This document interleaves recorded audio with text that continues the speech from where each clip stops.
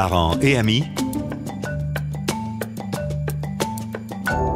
avec Gilles Parent.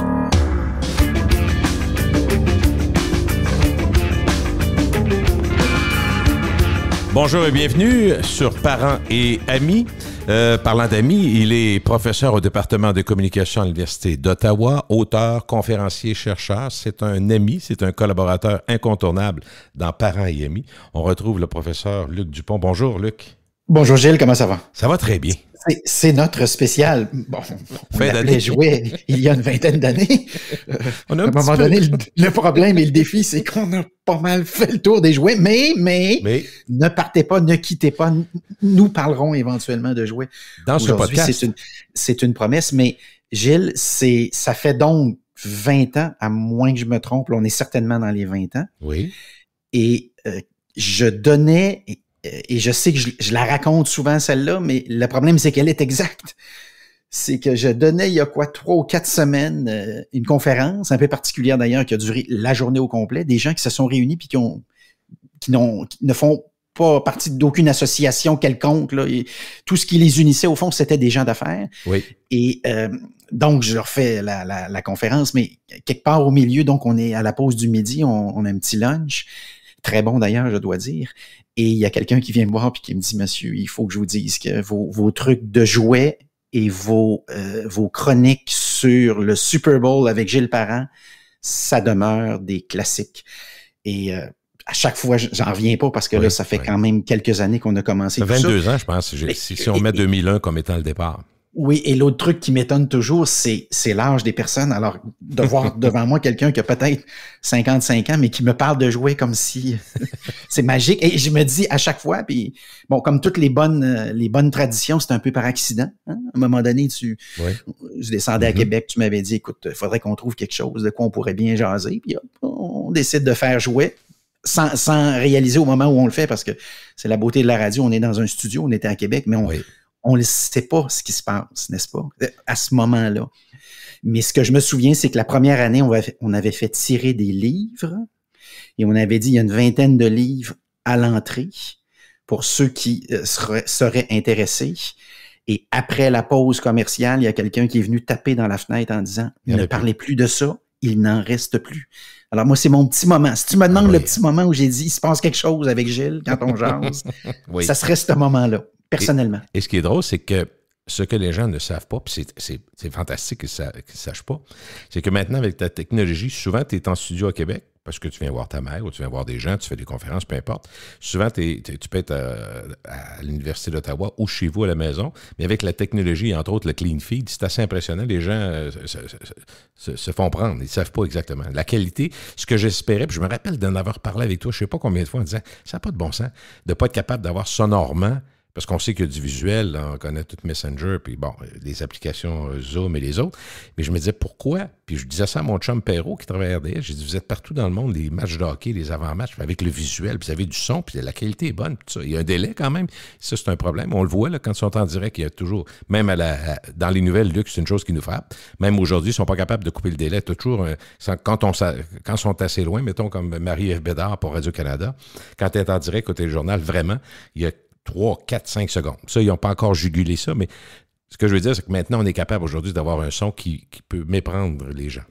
Oui, et ça m'arrive régulièrement, des gens qui me disent « Mais t'es venu à Québec, puis tu me l'as pas dit, parce qu'ils ont écouté le podcast. Ouais. » Et je leur dis « Non, je t'assure, j'étais dans mon bureau très, très loin. » Et ça se passe, en fait... magnifiquement bien. On est loin, au fond, Gilles, de l'époque où, je rappelle que quelque part dans les années 70, pour le bruit de foule dans les matchs de hockey, c'est un téléphone qu'on décrochait. On était sur la galerie de la presse. Hein? Le téléphone était décroché, puis il pendait. Pour ceux qui auraient une mémoire d'éléphant. Et c'était ça, le son de la foule. Remarque qu'il n'était pas si mal. Hein? Non, il n'était pas si mal. Oui. Ça faisait le travail. Mais c'est un téléphone simplement décroché. C'est drôle parce que ce qu'on va faire aujourd'hui avec les gens qui nous entendent, on va regarder une année assez faste 2023 en termes de marketing et de publicité et communication. Mais on aurait pu même parler des podcasts parce qu'à chaque année, il y a une progression. À chaque année, il y a des grands noms de la radio française, entre autres, j'ai lu là-dessus, la radio américaine et un peu partout dans les pays développés, des gens qui quittent les grands réseaux et qui partent leur propre podcast, ou ils le font en parallèle. Il y en a qui ont les podcasts aussi en même temps qui sont à la radio ou dans des grands réseaux internationaux, mais la progression des podcasts est assez fulgurante. Oui, et c'est l'année aussi où quelqu'un dans un studio, bon, bien équipé, là, mais pas une fortune, est capable de déposer ça sur Twitter, X, oui. pour les et de générer, dans certains cas, j'ai vu 100, 150, 200 millions de vues, d'écoutes. Alors, on comprend ici que c'est pas 200 millions de personnes qui l'ont écouté au complet de A à Z, mais c'est 200 millions de personnes qui se sont enfargés momentanément dedans. Dans certains cas, qui l'ont quitté au complet. Dans d'autres cas, qui l'ont écouté pendant quelques minutes. Mais c'est dire comment c'est... Tout ça, toutes ces nouvelles plateformes-là, tout ça est en train de redéfinir complètement le monde des médias. Puis c'est un thème toute l'année durant. Là, il n'y a pas, en fait, une semaine où on ne s'est pas fait dire tel média qui avait l'habitude d'occuper tout l'espace, ben il tousse, il y a des problèmes. Oui. Tel autre média, ben un petit peu moins de monde. Il y a un grand chambardement, il n'y a aucun doute. Oui, et ça, à cet égard-là, il y a pas un mois où on n'a pas eu une nouvelle majeure. Puis j'ai un petit tableau, d'ailleurs, pendant que je te parle devant moi, le nombre de licenciements ou de départs volontaires dans les médias depuis le début de 2023. Alors, c'est quelque chose qui date d'à peu près la mi-novembre, là, juste pour te donner une idée. Pour le Canada ou le Québec, là, dans ce cas-ci? Pour le Québec. Juste le Québec. C'est ça qui est intéressant. Tiré, c'est un tableau de la Presse Plus. Métro Média, dont on a entendu parler, 70. Post Média, qu'on connaît un petit peu moins ici, mais du côté des journaux anglophones, c'est pas négligeable. Puis ils ont une présence au Québec, c'est 70 personnes également. Coop de l'information, ben, c'est l'ensemble des anciennes propriétés, là. Bon, à une autre époque, on aurait parlé d'Unimédia, là, mais il y avait tous ces journaux-là à Trois-Rivières, le Nouvelliste. Tu avais celui à Sherbrooke, le Droit, évidemment, à Gatineau, Ottawa. Le Soleil à Québec. Oui. Ça, c'est 125 personnes. Plus, il y a eu les départs volontaires aussi. Puis il y en a plusieurs de majeurs là, qui sont encore annoncés au moment où on se parle parce que il y avait une date pour prendre sa décision et puis il y aura une date donc pour cesser de travailler. De mémoire, c'est quelque part à la fin du mois de décembre. Chorus, 250 personnes, ça c'est Global, entre autres. Québécois, 787 personnes. Bell, 1300 personnes, dont CTV, dans ce cas-ci, je le précise. Moi, j'ai souvenir, souviens-toi, encore là, on est dans les années 70 et 80, j'étais membre du Publicité Club. Et ce qu'on disait dans le temps, c'est que l'industrie de la publicité au Québec et des médias, c'était grosso modo, quand on parle des gens qui travaillent directement là-dedans, là, c'est grosso modo 3000 personnes. Alors, si tu fais le calcul de ce que je viens de te raconter, c'est quelque part comme quelque chose comme 2300 personnes à peu près. Là, et quand on entend ces chiffres-là, je ne peux pas faire autrement que faire référence à un podcast que j'ai fait cette année avec Maurice Dumas du Soleil, qui me disait que lui, quand il est arrivé au Soleil, il y avait entre 7 et 800 employés. Oui. C'est un média de Québec, là. Imagine-toi la presse. Et la presse, quand Régent Tremblay fait sa pastiche, comment ça s'appelait, sa série... J'ai dingue dans la tête l'ancien compte, il en a fait tellement, mais non, avec les acteurs québécois. Scoop. Là. Scoop, voilà. Oui. C'était une presse qui était quand même encore vigoureuse à cette époque-là, ça fait une vingtaine d'années, mais ça a tellement bougé depuis ce temps-là. En fait, c'est pas qu'on baisse les bras, mais on le voit comme étant inévitable. On trouve ça triste, on trouve ça différent. Tout le monde nous dit, j'ai l'impression que c'est une répétition, que des gens que je croise qui me disent « Oh mon Dieu, Gilles, t'es passé dans le bon temps. On est-tu passé dans le bon temps? » Puis tout le monde répète la même chose, à la télé comme à la radio, comme étant les belles années, les années d'or, les années extraordinaires. Aujourd'hui, les budgets sont coupés. Aujourd'hui, la frilosité des propriétaires fait qu'on prend plus de chance, on est moins audacieux qu'avant, donc on a des médias qui sont moins surprenants. Mais cette place-là est prise, mais vraiment bien prise, par la multiplication des applications et des sites qui, avec toute la spécialisation des sites, puis c'est ce que permet le web, tu peux trouver toujours ton compte avec un intérêt petit de même, Luc, tu vas te ramasser une communauté mondiale qui s'intéresse à ton petit intérêt. C'est ça qui est fou complètement. Tu es bien servi dans une communauté à peu près sur n'importe quel sujet, ce que n'importe quel média généraliste ne peut pas. C'est une évidence. Hein? Oui. Alors, ce niveau de spécialisation-là, oui, puis c'est ce qui fait la beauté de la chose. Et ajoute à ça l'algorithme qui, soudainement, est capable de dire, sais-tu, j'ai remarqué que tu as l'air à triper sur tel genre de truc. Ouais. Alors, moi, il y a 2 semaines, par accident, là, je m'enfarge sur YouTube, alors qu'il est évidemment connecté sur mon téléviseur, ce qu'on appelle une télévision intelligente. Hein. Le mot intelligent, c'est dès que quelque chose est branché à Internet, on rajoute cette mention-là. Un peu étrange, mais en tout cas, c'est comme ça qu'on le fait. Et je regarde donc une partie du dernier show de Kiss. En fait, la Xème dernière tournée là, de Kiss. Et à partir de ce moment-là, il me dit, veux-tu la conférence avant le show? Veux-tu le party d'après-show? Veux-tu ce qu'ils ont décidé de faire sur le plan technologique? Parce que maintenant, Kiss a dit, la technologie va nous permettre d'être éternels. Alors, ce qui est amusant, c'est que c'est probablement la première fois que je les entends dire, on le sait qu'on va mourir un jour, mais on veut que le phénomène, le brand, comme ils l'appellent, on veut qu'il soit éternel, qu'il traverse l'épreuve du temps. Mm-hmm. Alors, on a enregistré un show avec des espèces de censeurs. Je sais pas si tu as vu ce que je te raconte là, mais non. Et ils ont animé ça comme si c'était des personnages de bande dessinée. Et à partir de ce moment-là, bon, à un moment donné, tu aurais le goût de dire à l'algorithme, j'ai fait le tour, tu sais, c'est correct pour Kiss, là. Mais momentanément, ben, il assume que tu dois t'intéresser au phénomène. Et puis là, il te dit, tiens, veux-tu une entrevue des années 70? Où tu vois déjà visiblement que la moitié du band déteste l'autre moitié du band. Ils étaient 4, donc ça fait 2 contre 2. Mais, et tu pouvais voir tout ça, là, s'en venir, qui dirige, qui est le leader, toutes sortes de trucs. Évidemment, quand tu avais 12-13 ans que tu comprenais pas puis que tu voyais pas, là. Mais j'ai trouvé ça remarquable. Ben, je vous donne un petit exemple, mais tu me parlais justement d'un micro-intérêt. Ça, c'en est un exemple de micro-intérêt. Mais ça se multiplie X fois, là. Parce que si je commence, par exemple, sur YouTube à m'intéresser à l'histoire des jouets, soudainement, YouTube prend pour acquis que visiblement c'est un sujet qui m'intéresse, puis il va m'alimenter constamment. Et c'est ça la révolution des médias. Moi, ça m'impressionne beaucoup. Je te le dis, ça m'impressionne beaucoup. Je vois, effectivement, au début, c'était juste, tu cherches quelque chose sur le web, puis on va te chercher on va te proposer de la pub en lien à ça, tes intérêts, tout ça. Mais là, ça va beaucoup plus loin que ça. Par exemple, si on se rend compte, là, c'est plus intrusif dans le sens où, selon les sujets d'intérêt pour lesquels moi je m'intéresse, sur lesquels j'écris, avec qui je parle, on me suggère des gens qui sont liés à ce milieu-là directement pour devenir des amis. Vous pourriez, puis souvent, me dire une chose, c'est la plupart du temps, c'est des gens que je connais. Fait que des fois, je me fais prendre. Là, je me suis fait prendre une couple de fois où j'ai comme accepté une invitation. Je pensais que c'était une invitation de la personne, mais c'était moi qui les invitais. Tu comprends ce que je veux dire? Oui. Vraiment, ça a rendu plus loin. Ça m'est déjà arrivé aussi. Facebook le fait. Puis là, après ça, je me dis, hey, mon Dieu, elle va peut-être trouver ça, cette personne-là va peut-être trouver ça drôle. Moi, je pensais que c'était cette personne-là qui voulait. Puis souvent, surtout avec LinkedIn, je dirais que Facebook, c'est un peu plus personnel, à mon avis. Là, en tout cas, j'utilise comme ça, mais LinkedIn, c'est plus affaire. Les réseaux sont plus larges de ce que je vois. Je sais pas si tu vois la même chose que moi. Oui, et dans le cas de LinkedIn aussi, c'est plus facile de faire cette erreur-là. Parce que parfois, c'est une suggestion. Oui, on te dit, est-ce que tu devrais peut-être te lier d'amitié avec cette personne-là? Et toi, tu as assumé l'espace d'un instant que c'était quelqu'un qui te demandait d'être ami avec elle. Et qu'on le veuille ou non, c'est une forme d'intelligence artificielle, ça. Oui. Ça, on parle beaucoup, on va parler de chat, on va commencer avec ça d'ailleurs, chat GPT qui a révolutionné.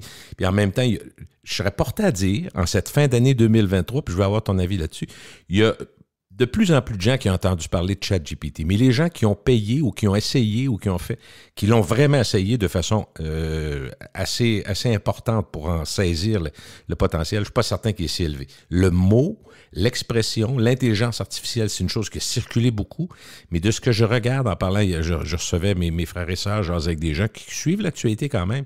La plupart des gens ont entendu parler de ça, mais ceux qui l'ont vraiment essayé, qui l'appliquent, qui s'en occupent, il y en a moins qu'on pense. Moi, je pense qu'il y a un chemin à faire là aussi, puis c'est normal. Totalement d'accord avec toi. Et moi, le test que je fais, je le fais précisément dans les formations et les conférences. Je le demande dans la salle. Ah oui? Je le vois tout de suite, je le mesure tout de suite. Alors, dans les meilleurs cas, là, dans le meilleur des cas, mettons que j'aurais une salle un peu plus réduite, une trentaine de personnes, j'ai peut-être une personne qui lève la main. Okay. Et dans une salle d'à peu près 500, j'ai peut-être, je sais pas, douzaine, quinzaine de personnes qui disent je sais de quoi on parle. C'est pas anormal dans les circonstances. Non, c'est pas anormal. Même si je précise que, et dans le cas de ChatGPT, qui est ce que j'appellerais la face observable de l'intelligence artificielle, quand je veux l'expliquer à quelqu'un qui est pas familier avec ça, ben je commencerai avec ça. Et dans le cas de ChatGPT, il suffit de l'essayer le moindrement pour s'apercevoir qu'il peut générer des slogans, des idées de titres. Éventuellement, il va bâtir des sections de campagne publicitaire. Dans le cas du communiqué de presse, convaincu qu'il peut ajouter un certain nombre de choses qui sont pas si mal. Alors ça, c'est la face observable de l'intelligence artificielle, même si les gens qui connaissent ça, puis je prétends pas que je suis pas un grand expert de ça, mais les gens qui connaissent ça vont dire ça fait longtemps que ça existe, mais je reviens toujours avec mon principe de base. Quand c'est dans des cercles restreints, quand c'est pas ouvert au grand public, ben ça reste un petit secret qui est partagé par quelques savants. Mais dans ce cas-ci, la fin 2022, parce que si on veut être précis, là, ChatGPT est lancé à la fin 2022. À peu près un an, c'est ça? Oui, assez rapidement. Donc, à l'intérieur de 5 jours, il y a 1 million d'abonnés. Et dans la mouvance de ça, les gens de Google réalisent instantanément qu'ils viennent de se faire, le tapis vient de leur glisser en dessous des pieds. Et c'est le Noël où il n'y a pas eu de Noël l'an passé, hein, je te précise. Si tu étais un employé de Google, parce qu'il y a eu une alerte en disant tout le monde doit revenir au boulot. Vous allez passer une journée et demie, 2 journées maximum en vacances. Mais il faut revenir parce que là, on s'aperçoit soudainement que si tu as le choix de poser la question à quelqu'un ou le choix de chercher la réponse à travers un certain nombre de sites ou de liens, ça risque d'être assez séduisant plutôt rapidement de poser la question puis d'attendre la réponse. Et ça, c'est la logique, évidemment, de cet outil-là, ChatGPT, mais on comprend qu'on est soudainement capable de faire mille et une choses. Tu arrives parfois sur des sites, là, les chatbots, comme on les appelle, tu arrives sur un site, puis on te demande, avez-vous des questions? Alors, parfois, les Shopify offrent un produit comme ça. Parfois, la réponse, tu l'as déjà entrée toi-même, hein, manuellement, parce que les questions sont assez... Un petit nombre de questions sont plutôt fréquentes. Oui. Mais là, on s'en va vers autre chose où soudainement, on est capable de prendre des initiatives. Alors, à cet égard-là, texte, slogan, campagne. Et quand tu jettes un coup d'œil sur l'actualité 2023, on parlait tantôt du déclin des médias traditionnels. De plus en plus d'articles sont écrits par l'intelligence artificielle. Et je te rappelle une histoire que je t'ai déjà racontée, mais qui m'a renversé. Je l'ai vécu personnellement. Je suis dans une salle. Il y a un expert devant nous de l'intelligence artificielle. À un moment donné, il nous explique ce que ça peut faire, écrire des articles de presse. Alors, évidemment, il y a des gens qui disent « Oh, c'est impossible. Je m'en apercevrai tout de suite. Voyons, c'est tellement pas bon. » Et là, il nous teste. Et il nous présente 2 nouvelles, dans ce cas-ci, puis il nous dit laquelle a été écrite par un robot et laquelle a été écrite par un humain. Oh! Et là, ça commence. Alors là, j'ai mes experts devant moi, là, je te rappelle qu'ils sont dans la salle. On connaît ça, nous autres, on se fera pas avoir par l'intelligence artificielle. Et quand on a fini, il nous fait voter. Je vois les mains qui se lèvent. C'est un moment d'anthologie. Il nous regarde et nous dit... Je vous ai compté une petite menterie. Les 2 textes ont été écrits par l'intelligence artificielle. Et là, il fallait entendre... Mais c'est évocateur. En anglais, ce qu'on dirait, là, si on était sur Twitter, on écrirait cricket. Là. Il y aurait un F, en tout cas, ça commençait avec un F, c'est sûr. Oui, mais les gens étaient comme abasourdis. Et là, on venait de se faire carrément déculoter. Alors, quand tu parles de journalisme, c'est ça. Quand tu parles de la grève des acteurs et des scénaristes, c'est ça, Gilles. Oui. Et c'est tellement vrai que maintenant, ça va nous amener à réfléchir au droit à l'image. Il y a plusieurs années, pour me dire probablement une décennie et demie, lorsque le président le président de Wendy's décède, sur son lit de mort, la compagnie dit on voudrait peut-être utiliser ton image dans les campagnes futures, publicitaires. Il faudrait qu'on s'entende tout de suite avec toi sur ce qu'on appelle le droit à l'image. Donc, et puis, on a négocié quelque chose. Puis, il est mort. Il est décédé quelques jours plus tard. C'est pas une blague, ce que je te raconte. Alors là, ce qu'on a négocié récemment, c'est quelque chose qui pourrait ressembler à ça. Qu'est-ce qui arrive quand l'acteur décède? L'exemple que je te donnerais, c'est Gladiator, le film. Oui. Il y en a un qui décède en cours de route. Là. J'oublie toujours son nom, mais le gars qui avait identifié le gladiateur, là, le monsieur avec la barbe, là. Je suis sûr que tu sais de qui je parle. Mais on en a besoin, lui. Il est décédé. Tu l'as vu aussi dans Hunger Games, le 3e. Tu as eu un acteur, à un moment donné, qui est décédé. Oui. Mais il y a des films qui sont déjà en train de tourner. On l'a vu aussi avec Rapide et dangereux, Paul Walker. où on a fait un film avec, en fait, Paul Walker, mais pas Paul Walker. C'est ça. Là, ce qu'on nous a dit après, c'est que parfois, c'était son frère. Puis c'est là qu'on voit que la vie est injuste, parce que Paul Walker avait, physiquement, il y avait quelque chose qui se passait quand on le regardait. Là. Oui. Les femmes nous diraient qu'il était Ils ont joué un petit peu particulièrement là-dessus. séduisant. Ouais. Mais oui, mais en même temps, on a su aussi après qu'il y avait des images synthèses. Alors, ça aussi, dans le futur, tellement qu'il y a des gens qui ont regardé le contrat qui a été signé récemment avec les scénaristes et les acteurs et qui disent que dorénavant, si les acteurs ne veulent pas que leur image soit utilisée après leur décès, il faudra que ça soit dans le testament. Il faudra que ça soit précisé dans le testament. Ce qui est intéressant, c'est que Luc, il va avoir, tu vois, là, tu parles du cinéma, entre autres, c'est le déploiement de ce talent-là et la crainte d'être remplacé par des machines. Mais on a quand même, moi, il me vient en tête quelque chose qui nous montre pas les limites, d'une certaine façon, ou le côté perfectible de ces technologies-là. Quand Top Gun, le récent Top Gun est sorti, la plupart de ceux, je fais partie de ceux-là, qui ont vu le film, ils ont dit, mon Dieu, que ça fait du bien de retourner à des vraies images, des vrais acteurs. Oui, puis, oui, beaucoup d'action, mais moins en synthèse, parce que, je pense que l'autre extrême complet, qui est un délire, à mon avis, comme parent qui a eu des enfants, qui est allé voir des films comme Roi Lion et les autres. Comment c'est, Buzz Lightyear, puis l'histoire de jouets. Oui. Après ça, on a sorti 25 par année. Fait que tu comprends que là, les monstres, on a exagéré parce que c'était très rentable, ça coûtait pas cher à faire. Mais Top Gun nous a ramené à OK. Donc, si on fait, puis c'est probablement l'acteur lui-même, Tom Cruise, qui tenait à ça, mais les gens l'ont remarqué. Ils ont remarqué que quand on pousse un peu trop, parce qu'on n'a pas encore la perfection, on voit que c'est synthèse, puis on décroche un peu. Alors, moi, je me dis, il y a encore à faire, c'est intéressant, parce qu'on va l'améliorer.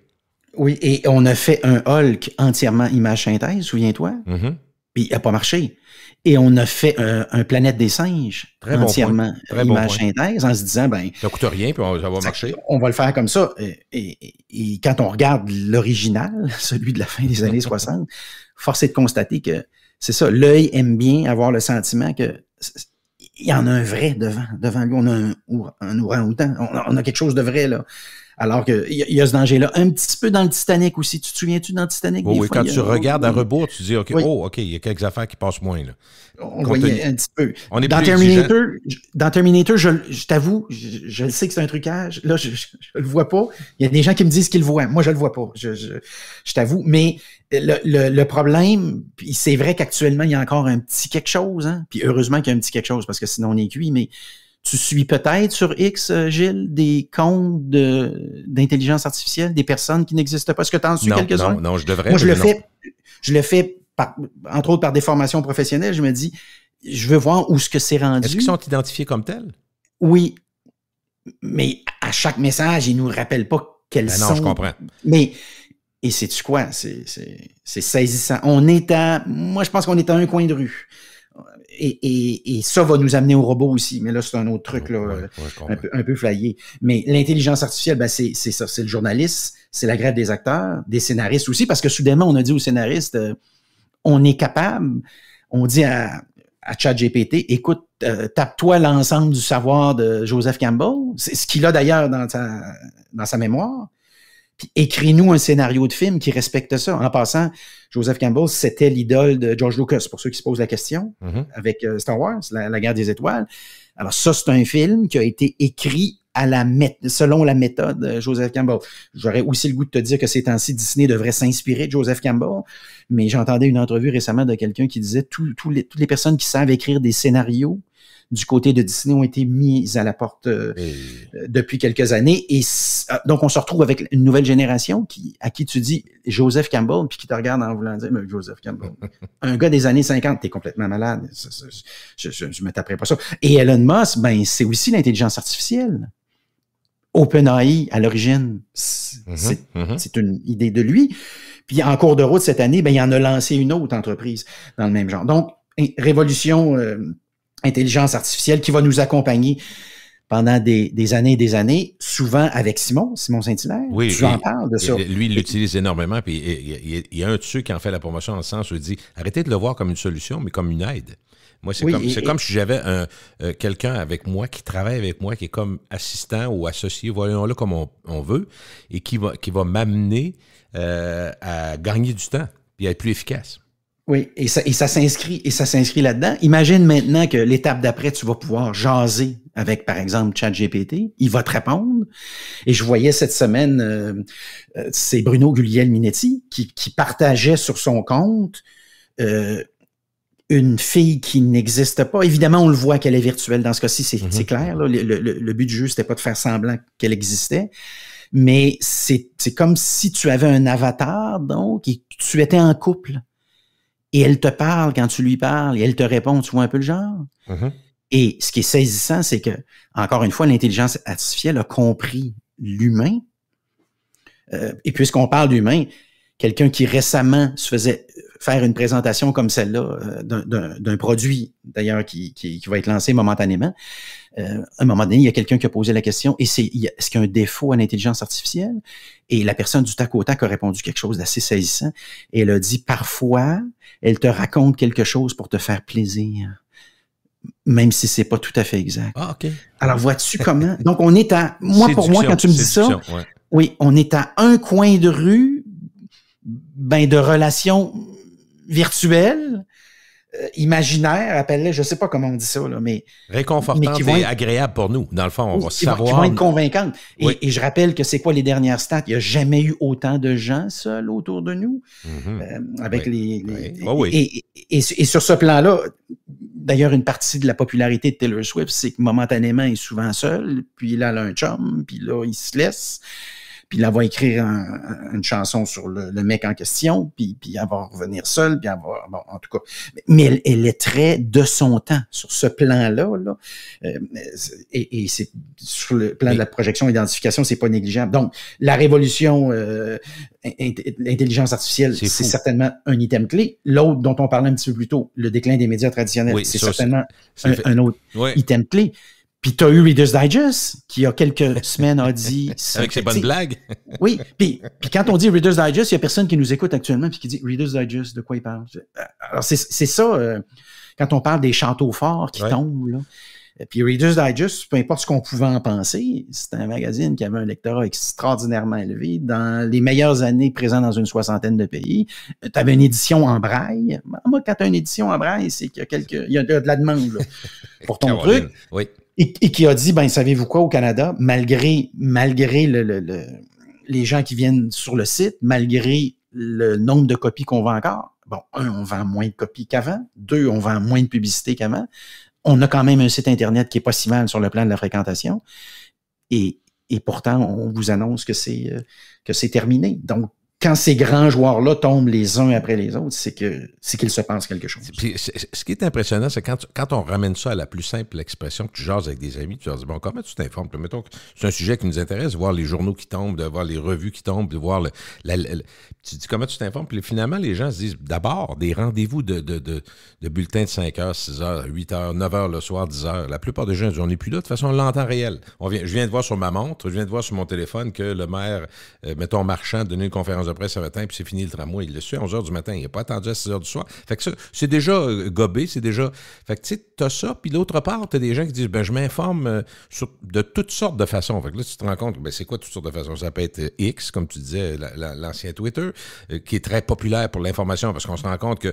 qui est un fil de presse extraordinaire. Oui, bien, on se rend compte que même n'importe qui est un atout majeur pour un grand média, la plupart du temps, s'il y a un nom, si cette personne-là, si cette femme-là ou cet homme-là a un nom important puis une influence importante, ils vont d'abord aller donner l'information sur X. Aujourd'hui, il n'y a plus un grand média, une compagnie, une corporation qui peut empêcher les journalistes. Au départ, on se disait, non, vous allez garder ça, mais aujourd'hui, c'est impossible. Fait que finalement, si tu suis, je ne sais pas, Véronique Prince à Radio-Canada qui est au Parlement puis il y a de quoi de nouveau qui vient de sortir sur les... C'est sûr qu'elle va le dire à X en premier. C'est sûr. Oui. Oui. Tu comprends que le journal, puis même son média à elle, il est après. T'sais. Fait que ça explique un peu le changement pour les gens de s'abreuver, puis de quelle façon. Puis il y a une multiplication, une multiplicité de sources.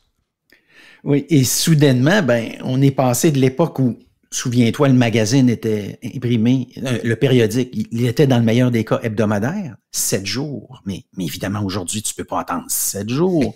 On me dira, oui, mais on va fouiller la nouvelle. Une heure, c'est long. Mais c'est ça. Et on est passé de ça à 24 heures. Ça, c'était le journal, le quotidien. Et on est passé de ça à 1 heure ou 2. Ça s'appelait CNN, dans le temps que CNN faisait de la bonne télévision. Et là, ben, on est tombé à l'instantanéité, effectivement, d'un X pour suivre l'actualité.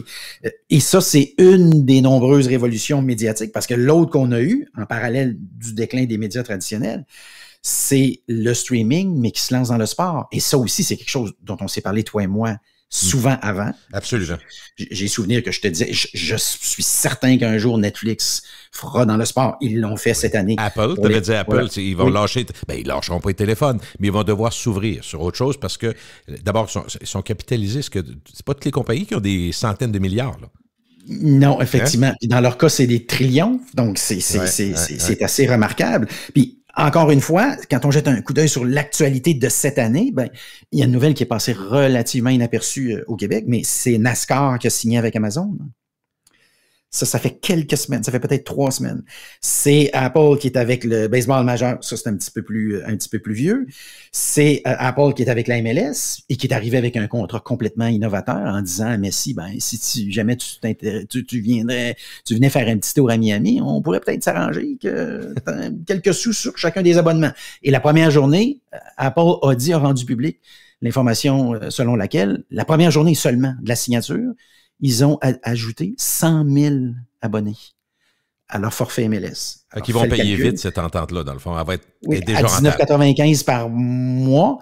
Multiplie ça par, je ne sais pas, 7 ou 8. Et puis, 100 000, ben, c'est juste la première journée. Là. Je t'ai pas parlé de la première semaine, ni du premier mois, ni de la première saison. Après ça, tu as Amazon avec la NFL. On a eu un match cette année, encore une fois, il y a quelques semaines. On a eu un match vendredi de mémoire, le vendredi fou. Et Amazon a dit, c'est malade, comment qu'on vend de la pub. Tout le monde veut évidemment acheter de la pub, puisque ben, les gens regardent le match, puis on va leur donner l'option d'acheter un produit assez rapidement. YouTube avec la NFL, tu as Netflix avec le golf et tu as la Formule 1, évidemment. Mais dans le cas de la Formule 1, ben, la rumeur, c'est que c'est Apple qui achèterait ça parce que le contrat vient à échéance dans une couple d'années. Alors, il faudra recommencer à négocier ça au début de 2024. Et la rumeur, c'est que c'est Apple qui dit, nous, ce qu'on s'est aperçu, c'est que le sport qu'il faut qu'on achète, comme nos clients sont à l'échelle mondiale, c'est le sport mondial. Le sport mondial, c'est le soccer, et le sport mondial, c'est la F1. Juste information d'observateur, juste pour être sûr. Si Apple a les droits, mettons, de la Formule 1 partout dans le monde, est-ce à dire que toutes les pubs le long des courses, sur les voitures, tout ça, ça leur appartient après? Ça leur revient? Au moment où on se parle, la réponse, ça serait non, mais je soupçonne que l'entente, ils vont jouer là-dedans. OK, ils vont jouer là-dedans parce que c'est important, la pub, c'est tellement fort. Oui, puis c'est important aussi parce que là, je fais le lien avec, vous regardez les matchs du Canadien, par exemple, et je rappelle que les bandes que vous voyez sont, dans la plupart des cas, quand c'est la caméra centrale, sont virtuelles. Alors, ce que tu pourrais imaginer, c'est en fonction de l'endroit où tu vois la course de Formule 1, c'est pas les mêmes pubs. Oui, absolument. En fonction des autorisations ou pas que tu pourrais avoir d'annoncer certains produits. Flexibilité qu'on n'aurait même pas pu imaginer il y a 5 ans. Et dans un premier temps, qui nous vient du soccer européen, mais là, on est complètement ailleurs. Si tu vois, je ne sais pas, est-ce que tu as le forfait MLS, Gilles? Non. Non, tu l'as pas. Je l'ai. Ben, dépendant des matchs, j'avais de la pub, par exemple, de la Banque de Montréal. Oh, OK. Mais quand je regardais le match à Miami, j'avais les pubs d'ailleurs et j'ai même vu des pubs en français lors de matchs de l'Inter Miami. De mémoire, je te dirais que c'est à Columbus ou à Cincinnati. Wow. Alors, tu vois comment c'est complètement capoté.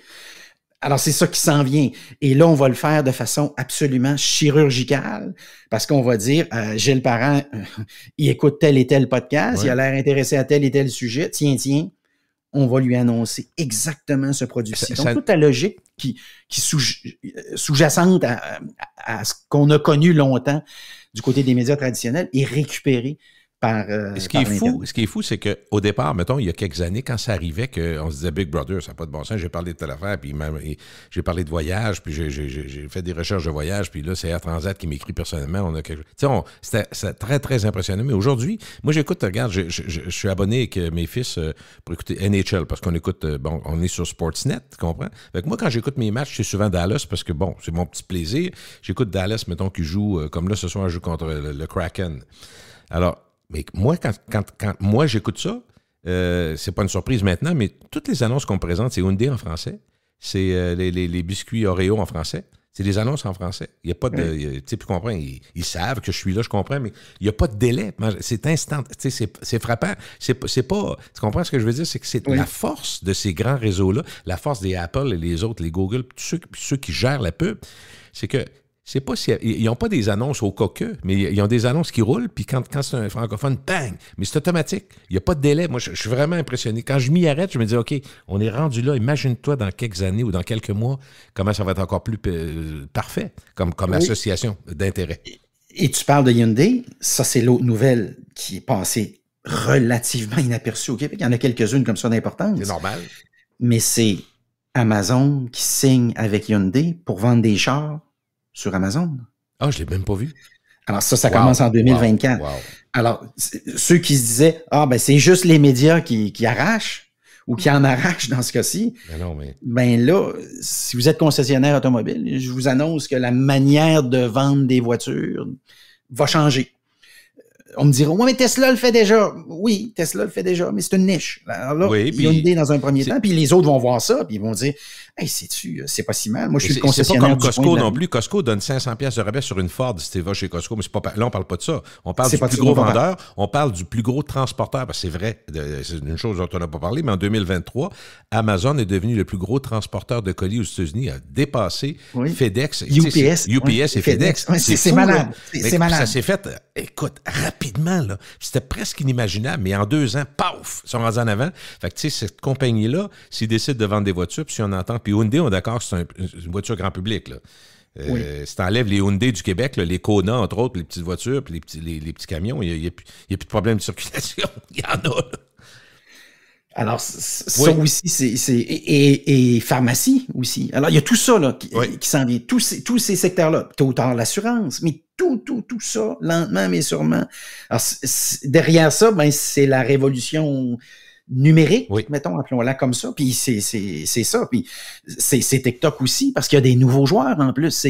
Non seulement il y a de nouveaux moyens, on parlait de l'algorithme tantôt, qui est certainement l'une des forces, sinon la force principale de TikTok, qui s'aperçoit assez rapidement que visiblement, tu sembles aimer tel genre de truc, je vais t'en donner à la boulimie, là, à relater. Es-tu là-dessus, TikTok, toi? Non, je ne suis pas sur TikTok. Okay, moi non plus, mais j'en entends parler par mes jeunes, par mon plus jeune, entre autres. Moi, je vais te... comment on dit ça? Mettons les cartes sur table. Moi, c'est la seule application dont j'ai dit à mes filles, vous n'allez pas là-dessus. Tu vois, c'est la seule. OK. Pour des raisons de sécurité, pour des raisons de protection des données, pour des raisons de sécurité. Ouais. Oui, puis en début d'année, la Maison-Blanche a dit, les employés de la Maison-Blanche, enlevez ça de votre téléphone. Par la suite, tu l'as vu au fédéral. Au Canada, on l'a fait. Après ça, on l'a fait au provincial. Et ce qu'on a invoqué, sécurité nationale, les contenus problématiques, puis on l'a vu récemment aussi avec le conflit au Moyen-Orient. TikTok, visiblement, influence toute une génération de jeunes qui sont, comme ça, exposés à un paquet de messages, puis qui contribuent à orienter beaucoup ce qu'ils peuvent penser. C'est sûr que c'est pas sans impact. C'est sûr que c'est pas sans impact. Et je rappelle toujours que derrière TikTok, il y a une compagnie qui est basée en Chine et, entre guillemets, on ne l'appelle pas la Constitution, là, mais en Chine, techniquement, les entreprises sont au final, toujours entre les mains des autorités politiques chinoises. Et ne jamais oublier qu'il y a le TikTok chinois qui existe, qui s'appelle Douyin.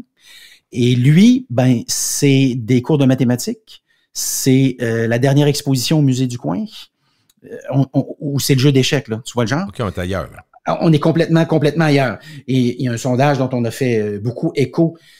il y a quelques mois, mais peut-être pas en 2023, là, mais on a demandé aux jeunes Américains ce qu'ils voulaient faire plus tard dans la vie. Ils nous ont dit, on va être des YouTubers. Et on a demandé aux jeunes Chinois, qu'est-ce que vous voulez faire dans la vie? On veut être des astronautes. Et la différence, c'est ça. Donc, ces outils-là ne sont pas sans effet, là. Moi, je crois que ça, c'est le cheval de Troie par excellence. TikTok, je t'avoue, quand c'est très drôle, mais c'est très. Non, en fait, c'est plus que c'est même pas drôle. C'est inquiétant, puis c'est impressionnant de voir que, dans le fond, les Chinois vont maîtriser ça, vont l'utiliser, vont l'exploiter, mais dans leur propre pays, ils sont capables d'avoir, avec la force de rétention qu'ils ont, ils vont presque l'empêcher d'une certaine façon. Oui. Et on aurait pu penser l'autre événement de l'année, la loi C-18. Ah ben oui. Essayer de maîtriser de jouer les grands. là-dedans. Ouais. Exact. Mais on ne l'a pas fait. Et pour faire encore là une histoire courte, parce que C-18, il y a un paquet de gens qui en ont peut-être entendu plus ou moins par la bande, mais c'était fondamental. L'idée, c'était de dire, si Facebook et Google bénéficient d'un certain trafic, d'un certain nombre de clics à cause des médias traditionnels, peut-être qu'ils devraient nous donner une partie de la cagnotte. C'est à peu près l'argument. Maintenant, Facebook et Google te répondraient, on a développé un outil qui est pas si mal, qui est certainement un carrefour, qui en réalité est une façon d'enfarger la clientèle et de vous amener du public sur vos sites. Et on a essayé d'évaluer ça. Dans le cas de Facebook, on estime que chaque année, si tu voulais acheter ça, là, le trafic qui génère auprès des médias traditionnels, ça te coûterait à peu près 250 millions de dollars par année. Donc, l'outil, tu ne seras pas capable de le réinventer. Non. Et là, ce qui s'est passé, c'est que on s'est inspiré d'une loi en Australie qui existe déjà. On a dit, on va élargir un petit peu le champ d'exploitation ou d'application, je dirais, de ça. Alors, c'est pas simplement les éditeurs, mais ce sera aussi les contenus vidéo, les contenus audio. On a dit, OK, il faudra qu'il y ait des droits de négociation. Puis qui dit droit de négociation, c'est l'obligation de jaser puis de s'entendre avec ces médias-là. Je précise ici qu'il y a une différence fondamentale entre l'Australie puis le Canada. C'est qu'en Australie, tu as une personne, M. Murdoch, qui possède la majorité des médias. Donc, si tu veux négocier en Australie... Un interlocuteur. Exact. Alors qu'ici, Google et Facebook ont dit, attends un petit peu, là. Donc, il va falloir qu'on s'entende avec 30, 40, 45, 50, 60 joueurs. On peut pas faire ça. On peut pas avoir des gens qui ne font que ça, avec les dangers que ça suppose aussi, parce qu'il y avait un devoir de s'entendre. Sinon, il y avait des pénalités. Des pénalités au cas où on aurait certains excès ou au cas où on serait pas tout à fait en accord avec la loi. Alors, sans surprise, et Google et Facebook ont dit, on peut pas embarquer là-dedans. Et je précise, et là aussi, c'est un détail qui est pas négligeable, que Google, dès le départ, avait dit, nous, on est d'accord pour payer des droits. Mais voici comment on va le faire. Nous, on va vous donner le chèque et vous allez redistribuer l'argent. Tu vois un peu l'idée? Oui, ben oui. Donc, pas besoin de négocier, pas de pénalité. Ce travail-là, vous, le gouvernement, vous le ferez. Je pense que c'était exactement la voie à suivre. On a fait un gigantesque détour. Momentanément, et Google et Facebook, d'ailleurs, ont dit, ces liens-là, c'est terminé. Au moment où on se parle, Facebook ne les a toujours pas remis. Et il y a encore une fois quelques semaines, Google s'est entendu in extremis. Je ne sais pas s'ils vont être capables de le faire. Moi, Facebook, j'ai l'impression qu'ils sont tellement gros, puis ils n'ont tellement pas autant besoin. Je ne sais pas c'est quoi ta perception. Je ne vois pas comment le Canada va réussir avec Facebook. Je ne sais pas. Si on était dans la chronique prédiction 2024, et j'ai commencé à y réfléchir, en passant, mais une des prédictions que je te ferais, c'est que Facebook va annoncer que de façon définitive, il n'y aura plus de nouvelles des médias. Okay. Et que c'est une politique à l'échelle mondiale. Okay. Ils ont commencé à réfléchir à ça en Europe. Et ce que Facebook invoque, c'est que en réalité, une grosse partie de leurs problèmes, c'est souvent en lien avec ces nouvelles-là. Okay. Parce que là, les gens disent c'est une fausse nouvelle. C'est-tu vrai? Exact, on n'aime pas cette nouvelle-là, ou la nouvelle, on ne l'aimait pas. Peu importe la raison. Mais là, il faut qu'ils réfléchissent à est-ce qu'un client Facebook, un utilisateur Facebook peut, par la bande, mettre des liens qui vont amener aux nouvelles? Probablement que non. Sinon, s'ils veulent... OK. Non. Automatiquement, j'ai essayé de le faire. Okay. J'ai essayé de le faire. Ça marche pas. Okay. Et l'autre chose, c'est que Facebook te dirait, nous, là, de la totalité de nos clics, annuellement, les clics médias, pour nous, là, donc je prends la perspective, selon la perspective de Facebook, c'est autour de 4% des clics. Okay. Est-ce qu'on peut se passer de ça? La réponse est oui. La réponse est oui. Okay. Maintenant, on change de perspective. On se met dans la peau des médias. les grands médias que tu connais, là, qui n'ont pas besoin de présentation, c'est à peu près, approximativement, là, 15% des clics.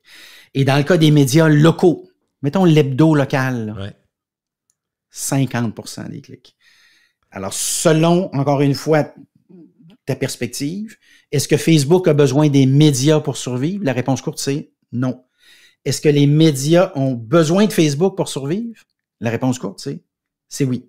Alors, moi, je pense qu'on aurait dû comme ça s'entendre. Je trouve que ce que Google a suggéré dès le départ de la négociation, c'était la voie à suivre. Parce que si tu crées le précédent au Canada, Gilles, après ça, c'est en France. C'est partout, ben oui. Après ça, c'est en Belgique. Après ça, c'est aux États-Unis.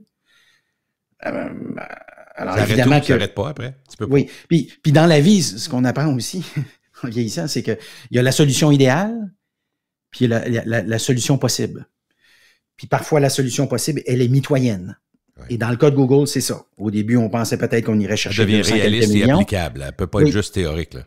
C'est ça. Et je reviens encore avec le théorème Pythagore des médias sociaux et du numérique. On ne peut pas se passer au Canada de Google et ou de Facebook quand on est un média, qu'on soit un média d'importance ou un média local. C'est ça la réalité. C'est ça l'histoire, quoi. On continue notre top 10 des grands. On a 5-6 de fait, mais on peut. Il y en a deux grosses deux grosses nouvelles qui ont marqué. Je pense à Bud Light, mais je pense aussi à Barbie. Parce que ça. Barbie, Barbie. J'en parle. Barbie. Non, mais je me fais rire en le disant comme ça, mais il y a eu quand même des appréhensions très négatives. Je suis pas sûr qu'il y a bien des gens qui avaient prévu à quel point ça cartonnerait. Oui, ça a été tout un coup de circuit. Alors, évidemment, dans ce cas-ci, le volet culture pop, appelons-le comme ça, c'est comme ça que les anglophones l'appellent. Puis c'est très valorisé au Canada anglais d'essayer de décortiquer puis de comprendre ces drôles de bébites-là qui marchent fort. Là. Alors, Taylor Swift, j'ai eu une hésitation, Gilles. J'ai dit, est-ce que c'est Taylor Swift? Et souviens-toi, à moins que je me trompe, au début de l'année aussi, on avait eu l'histoire du sous-marin. Mais, au fond de l'eau. Oui. Mais et pendant peut-être une couple de semaines, on avait l'impression que la planète Terre surveillait le sous-marin. Qu'est-ce qui allait se passer? Je sais pas si tu te souviens de ça. Oui, absolument. Sur le plan d'ailleurs de la culture populaire, c'était quelque chose de très bizarre, de très intriguant. Mais Taylor Swift et Barbie, mais je pense que Barbie, très important parce que, on révolutionne le marketing cinématographique. On réussit à faire d'une poupée qui, depuis 2012, était en perte de vitesse, on réussit à la repositionner. Alors, c'est pour ça que je pense que c'est ça l'événement culture pop, communication, / média de l'année. C'est qu'on prend une poupée qui est en décroissance. Et faire renaître l'intérêt, dans le fond. Et on fait renaître l'intérêt et les gens nous paient pour aller voir le film qui est en réalité une infopub. Alors moi, franchement, je sais pas. C'est un tour de force, oui. Je trouve ça un tour de force, puis on va rajouter un autre étage, on va faire de la promotion croisée. Dans le temps, c'était Run DMC qui faisait avec Aerosmith une chanson, tu te souviens? C'est ça, la promotion croisée. C'est la gang de Run DMC, ben c'est pas la gang d'Aerosmith, puis la gang d'Aerosmith, c'est pas la gang de l'autre. Mais sais-tu quoi? Si on se mettait ensemble, ça pourrait peut-être faire quelque chose. Ça pourrait peut-être faire quelque chose de pas si mal. Et dans ce cas-ci, ben on a dit, tiens, pourquoi on n'aurait pas la maison Airbnb Barbie, la Xbox Rose de Microsoft, le Burger King de Barbie, le Bang Krispy Kreme Rose, les souliers de Barbie chez Aldo, le Heinz Rose Barbie, Gap, Parker Brothers, on a le Monopoly Barbie. Alors moi, ça, j'ai trouvé mais ça. Luc, soyons honnêtes, 2 secondes. Je ne dis pas que tu es malhonnête, pas du tout, mais on est dans un meeting tous les deux il y a 2 ans et demi, puis on arrive avec des idées comme ça, tout ce que tu viens de dire, le ketchup rose, c'est ça, puis il n'y a pas quelqu'un qui dirait, là, calmez-vous avec ça, c'est donc bien quétaine, ça ne marchera pas. Est-ce qu'on aurait pu mettre nos maisons en garantie que ça allait marcher? C'est ça ma question. Moi, j'aurais pas été capable. Alors, la réponse courte jusqu'à Barbie, la réponse courte, puis on l'avait déjà offert à Hasbro, qui est le compétiteur, c'était fais pas ça, puis pourquoi? Peut-être pas le volet quétaine ou trivial, parce que je rappelle qu'à l'ère des médias sociaux, trivial et quétaine, généralement, marchent plutôt bien. Oui. Aussi curieux que ça puisse paraître. Je te rappelle que la campagne de relations publiques initiale du film Barbie, c'était « Il y a tellement de roses dans le film qu'il n'y a plus de peinture rose disponible à l'échelle planétaire. » C'est-tu quelque chose qui tient pas la route? Oui. Est-ce que c'est faux? Oui, c'est faux. Ça a-tu marché l'espace de 3-4 jours? Oui. Oui, ça a marché, parce qu'il y a des gens qui se sont vraiment posé la question, c'est-tu vrai qu'il n'y a plus de peinture rose? Évidemment que c'est faux. Mais c'est ça, et c'est ça qui est génial, Gilles, c'est qu'à l'ère des médias sociaux, il faut que tu trouves une manière de faire jaser de tes affaires. Je vais te donner un exemple d'un défi qui n'était pas facile. Souviens-toi, durant la COVID, tu as un film de James Bond qui est tourné. Il est dans les cartons, là. On l'a. Il est monté. Puis à 2 ou 3 reprises, tu dis, oh, les cinémas vont rouvrir, il faut qu'on en parle. Puis là, on part la campagne de relations publiques, ça va? Puis là, on sort 2-3 nouvelles. Puis à 3-4 reprises, on pensait que ça allait reprendre, puis ça reprend pas. Donc, toi, tu es la responsable des relations publiques, là. Oh! Tes meilleures cartouches, on s'entend-tu que tu les as brûlées au début? Par exemple, en disant, qui va remplacer James Bond? Peut-être que ça va être une femme. Tu vois un peu le genre? Oui, ça, c'était ta meilleure cartouche. Parce que là, les gens disent, oh oui, t'es sûr? Puis là, il y a la moitié de la gang qui dit, hey, ça, c'est une bonne idée. Puis t'as la moitié de la gang qui dit, êtes-vous fous? C'est la psychologie du personnage qui est à revoir au complet. Donc, dans le cas de Barbie, moi, d'avoir comme ça fait ce lien-là ou cette promotion croisée-là, je trouve ça franchement génial. Et je reviens encore à ton questionnement. Effectivement, avant ça, la réponse, ça aurait été fais-le pas. Sais-tu pourquoi? Parce que dans la gang, là, c'est quoi les probabilités qu'il y a quelqu'un qui se trompe? Parce que là, tu viens de prendre ta marque Barbie, puis t'apprêtes à Airbnb, t'apprêtes à Microsoft, t'apprêtes à Burger King, t'apprêtes à Krispy Kreme, à Aldo, à Heinz, à Gap, à Parker Brothers. Qu'est-ce qui te dit qu'à un moment donné, il va pas avoir quelqu'un va faire quelque chose qu'il aurait peut-être pas dû faire? Alors, c'est ça qu'Hasbro a invoqué au moment du lancement de Barbie. Nous, on le fait pas, ça, jamais. Parce que c'est ça le danger. Parce que, encore une fois, réfléchis-y à haute voix. Lego. Pourquoi on le ferait pas avec les films de Lego? Mm-hmm. Pourquoi on le ferait pas avec toutes les propriétés de Hasbro, puis il y en a un méchant paquet. Ouais. D'ailleurs, je parle de Hasbro puis de Mattel, mais il faut savoir que l'industrie du jouet, essentiellement, puis puisqu'on est dans notre chronique de fin d'année, puis qu'on a l'habitude de parler du jouet, mais parlons-en 2 instants. Essentiellement, il y a 2 joueurs. C'est comme Coke et Pepsi. Il y a juste 2 jouets, 2 entreprises dans cette industrie-là. Si vous allez, je sais pas moi, dans un Toys R Us, puis vous faites le tour, ou dans peu importe le magasin, je ferai le pari avec vous. Prenez un jouet, là. Prenez-en un là. C'est probablement un jouet Mattel ou Hasbro. Et ce qui est drôle, c'est que les 2 compagnies ne se destinaient pas aux jouets au départ. Dans le cas d'Hasbro, ils étaient dans l'industrie du tissu au départ, puis du textile. Puis à un moment donné, il y a quelqu'un qui a dit, est-ce que ce serait possible d'emballer nos boîtes de crayons dans des tissus que vous vendez? Puis ils ont dit, on pourrait l'essayer. Si c'est un nouveau client puis qu'on fait des choux, on va le faire. Puis c'est là qu'ils se sont aperçus. Donc, les jouets, c'est une industrie pas si mal. Et puis c'est là qu'ils se sont lancés là-dedans. Puis leur premier coup de circuit, c'est Monsieur Patate, dont on a parlé toi et moi souvent. Oui. Je rappelle qu'à l'origine, c'était une vraie patate. Puis je rappelle qu'au début, c'était dans les boîtes de céréales. Puis que le gars avait vendu son jouet. Puis qu'à un moment donné, il a dit, j'aurais peut-être dû le lancer moi-même mon jouet au lieu de vendre les droits dans le fond de la boîte de céréales. Et c'est là qu'il a lancé Monsieur Patate. Et la vraie patate, ce qui a sauvé la compagnie, c'est que c'est le gouvernement américain qui a dit, vous ne pouvez pas demander aux enfants de jouer avec des patates, avec de la terre dessus, ils vont attraper ils vont avoir des problèmes. Alors, et c'est là qu'ils ont lancé la patate en plastique. Et c'est le premier jouet qui a été annoncé à la télé. Plus récemment, la World Wrestling Entertainment, elle a eu en tout cas longtemps un contrat avec Hasbro. C'est pas des exclusivités, je le précise. Alors, s'il y a quelqu'un qui gratte là-dessus, des fois, il va dire, il me semble qu'ils sont avec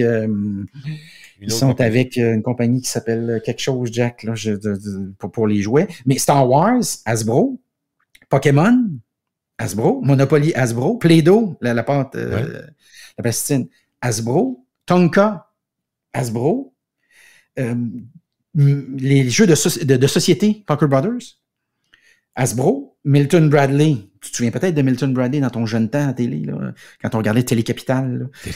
Monsieur Te souviens-tu de Milton Bradley ou pas du tout? Non, tu dis non. Le nom ne dit pas grand-chose, ça ne m'évoque pas. Okay. Non. Je me souviens à la fin, c'était un jeu Milton Bradley. Et ils ont même lancé, à un moment donné, il y avait des shows de TV et ils ont lancé Hasbro momentanément, tiens-toi bien, une chaîne de garderie dans les années 70. Oh. Puis là, ils ont rien dit. Non, c'est peut-être pas ça notre business. Puis en parallèle, Mattel, évidemment, c'est Barbie. qui dans ses meilleures années, c'est resté, puis c'est encore aujourd'hui le jouet, en fait, appelons-le comme ça, ou la poupée la plus populaire. Puis momentanément, ils ont fait du Disney, du Mickey Mouse. Tu te souviens du jeu Uno? Tu te souviens de ça? Oui. Je l'ai encore chez nous. Je l'ai encore, mais oui. Tu l'as encore? Moi aussi, je l'ai. D'ailleurs, probablement qu'on va s'amuser. On va faire notre game manuel de Uno dans quelques jours. Fisher Price. Le hula hoop.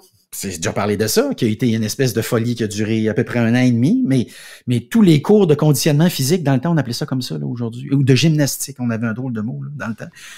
Tu te souviens qu'on avait les hula hoop, hein? Oui. Puis on les mettait à terre. C'était très bon, moi, de base. Il tombait en une demi-seconde. Mais il y avait toujours quelqu'un qui était capable de le faire. Un écœurant qui te faisait passer pour une nouille. C'était malade. Puis on le regardait, on dit que je rêve d'être capable de bouger de même, mais non, ça marche pas. Le frisbee. Le frisbee, généralement, on s'entend pour dire que l'ancêtre du frisbee, c'était des trucs à tarte, là, quand tu mets la pâte à tarte, là. Puis, alors, il y avait une compagnie dont le nom s'apparentait à ça. Tyco, tu te souviens certainement de Tyco. American Girl, peut-être, Gilles. Toi, t'as pas eu de fille, hein? Non, j'ai eu 3 gars. J'aurais pu le savoir pareil. J'ai pas été à la Deuxième Guerre mondiale, puis je sais qu'elle existait. Fait que j'aurais pu le savoir, mais non. Oui. Hot Wheels. C'est un des prochains films de Barbie, de Mattel, je le précise. Ouais. Moi, lui, je t'avoue que ça, c'est 18% de toutes les ventes de moi, je pense que ça va marcher, ça. De Mattel. Et puis, tu as évidemment la Barbie en 1959. Momentanément, Mattel a possédé le cirque Barnum & Bailey. Ah oui? Ah. Et oui. Et ils ont les droits aussi sur plusieurs jouets d'Harry Potter et de DC. Alors, Marvel est plus Hasbro. Même si c'est pas mutuellement exclusif, je le précise, là. Mais généralement, DC est plus Mattel, puis Marvel est plus Hasbro. Donc ça, c'est l'année où, et les premiers chiffres qu'on a pour le Noël jouet actuellement, curieusement, il y a un recul, Gilles. Ah oui? Oui, il y a un recul. Il faudra voir pour la poupée Barbie. Moi, je pense que ça va être un hit, mais pour les jouets dans leur ensemble, c'est un recul. Et le premier recul dans l'industrie de l'histoire des jouets, c'est en 2000, avec l'arrivée d'Internet. Et c'est là que toutes ces entreprises-là sont parties à la chasse aux entreprises. Si bien qu'aujourd'hui, je te rappelle encore une fois que peu importe le jouet que tu vas attraper, il est probablement fait en Chine. Mais derrière tout ça, il y a probablement une compagnie qui s'appelle Hasbro ou Mattel. Une des grosses compagnies. On peut se parler de Bud Light un petit peu, le boycott de Bud Light qui moi, reste, je ne sais pas pour toi, parce que c'est prof de marketing. Devant tes étudiants, vous faites souvent le classement des pires, on a parlé des pires erreurs, quand Coke a changé de goût à la fin des années 80, je pense. Il y a eu des histoires magistrales, puis des erreurs magistrales, mais il me semble que Bud Light, c'en est une solide aussi. Oui. Et dans ce cas-ci, démesuré, là. Oui, et dans ce cas-ci, pour ceux qui s'intéressent, on a fait, j'ai donné... Peut-être rappeler, c'est quoi le scandale, juste pour que les gens... Mais je pense, juste en intro, je pense la meilleure entrevue, je l'ai fait avec toi là-dessus. Merci. Donc, si c'est un sujet qui intéresse les gens sur ton site, podcast. Je rappelle qu'on a là-dessus en fait, maintenant, comment d'entrevues, dans mon cas, des dizaines, mais probablement, si je dis maintenant 200 entrevues, Gilles? Comment sur 20, tu dirais à l'œil? Moi, je vais commencer ma 5e année. Fait oui, mettons qu'en fait 40, 45... Oui, 45, 50 moi, par année. 200, c'est-tu pas pire? 200? Oui, plus de 200. Oui, alors on a fait 1 heure juste sur Budweiser. Si j'avais pas un autre projet de livre actuellement en tête, un livre sur Bud Light, c'est quelque chose que je pourrais faire. Ça va marquer, ça va marquer longtemps, ça va rester longtemps. Il faudra peut-être que tu rappelles, parce que ça part de quelque chose qui est d'une employée, dans le fond. Oui, alors qu'est-ce qui se passe ici? C'est l'histoire d'une employée qui est responsable de la division Bud Light, qui, chez Anheuser-Busch, dans le fond? Ne l'est plus. Oui, c'est ça, ne l'est plus. Elle a été mise dehors.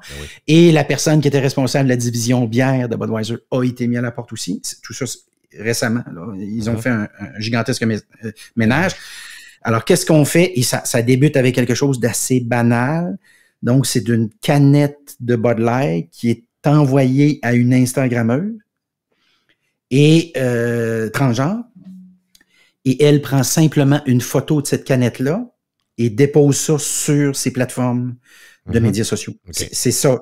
Je viens de vous résumer l'histoire, qui nous rappelle qu'on fait de la publicité pour donner à notre produit une image, que la réalité, c'est qu'après 2 ou 3 bières, la plupart des gens sont incapables de différencier une marque de bière d'une autre, à l'aveugle.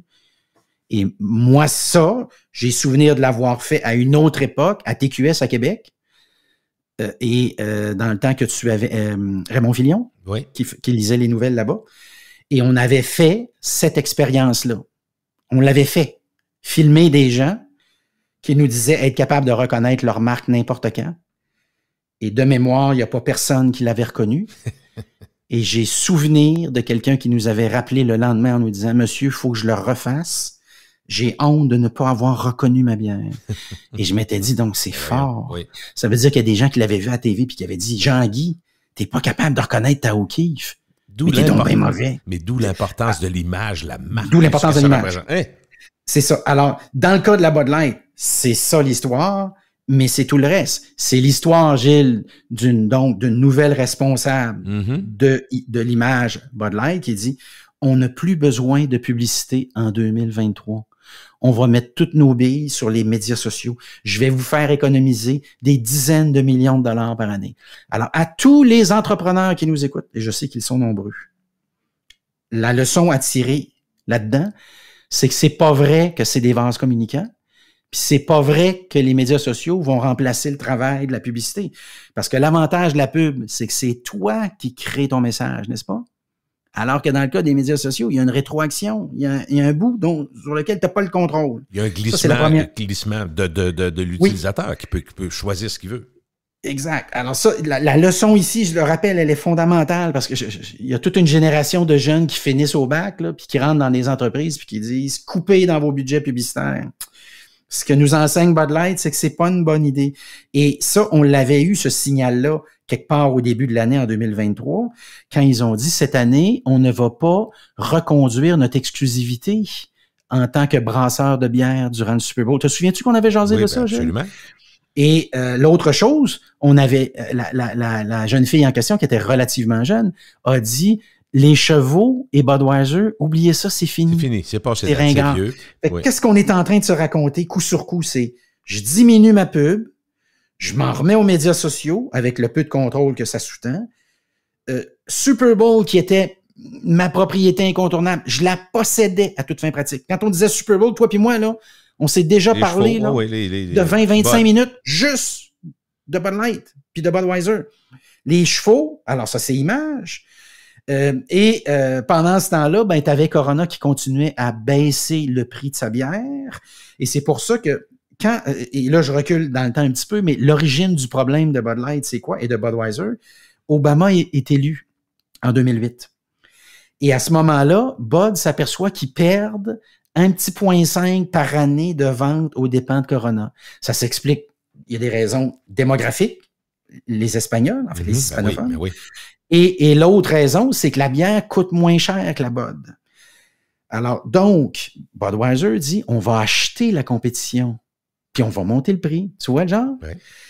Mais là, Obama arrive au pouvoir, puis il dit, hey, ça, c'est anti-monopole. En fait, ce que vous faites, c'est que vous prenez un compétiteur qui vous joue dans le dos, ou en fait, dans les flancs, dans les pattes, absolument, plutôt. Et vous l'achetez pour, après ça, monter le prix de la bière. Alors là, on a commencé une enquête et à terme, ce qu'on a dit, c'est ce que vous avez acheté, là, l'ensemble des propriétés, on va vous les laisser, mais la Corona, on vous l'enlève. Si bien que, et là, c'est pas facile ce qui s'en vient dans les prochaines secondes, soyez très attentifs. Si tu achètes de la Corona au Canada, c'est Budweiser. Tu me suis? Oui. Si tu achètes de la Corona aux États-Unis, c'est Constellation Brands. En d'autres mots, tout ça a tellement foiré, ça l'a tellement reculé, Gilles, que encore une fois, il y a quelques semaines, et c'est ça la beauté de la chronique aujourd'hui, c'est qu'on va chercher tous les événements qui ont alimenté l'année pour essayer de comprendre ce qui se passe, de classer un petit peu tout ça. La UFC a dit, parce que là, ils étaient en renégociation de contrat pour la commandite de bière, l'espèce de logo que tu vois au centre de l'octogone. Là. Oui. La UFC a dit, notre nouveau partenaire, parce que jusqu'à ce moment-là, le partenaire, c'était Corona. Notre nouveau partenaire, c'est roulement de tambour, j'ai-tu besoin de te le dire? C'est Budweiser. Et c'est une commandite record. 105 millions de dollars par année pour mettre un logo au centre. Alors, si vous me suivez, là, puis vous êtes un malade de marketing, les 20 prochaines secondes vont vous amuser. Ça veut dire qu'en théorie, Budweiser, lorsque l'événement se tient, je sais pas moi, choisis ton pays, là, n'importe quel, il pourrait, en théorie, décider momentanément de faire la pub de Corona. Tu me suis? Oui. Parce qu'à l'extérieur des États-Unis, ils possèdent droits. Corona. Maintenant, ils le feront jamais. Pourquoi?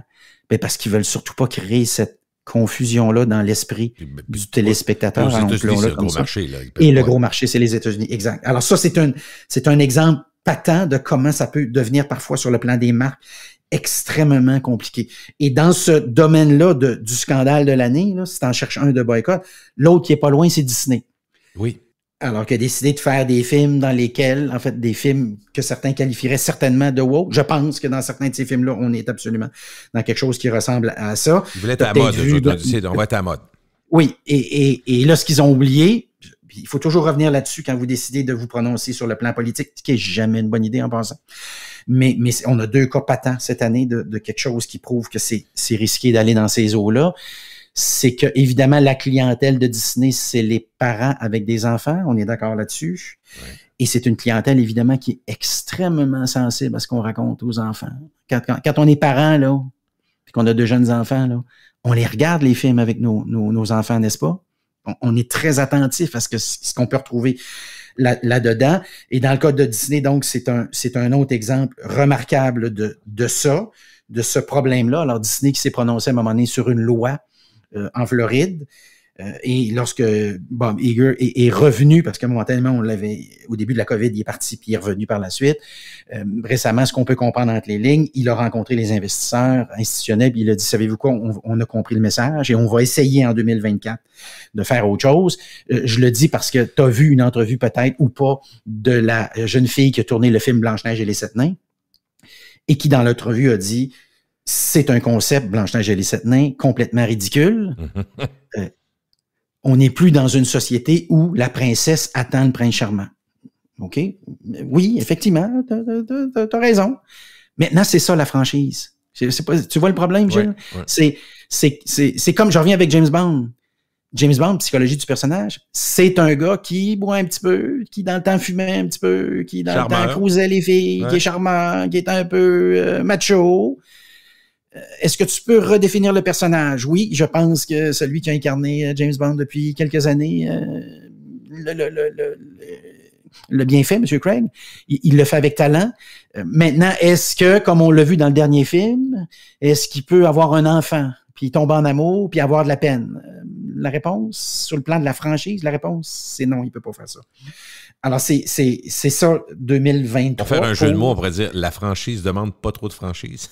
Ben, si tu pousses le raisonnement jusqu'au bout, puis actuellement, James Bond, la franchise est détenue par Amazon.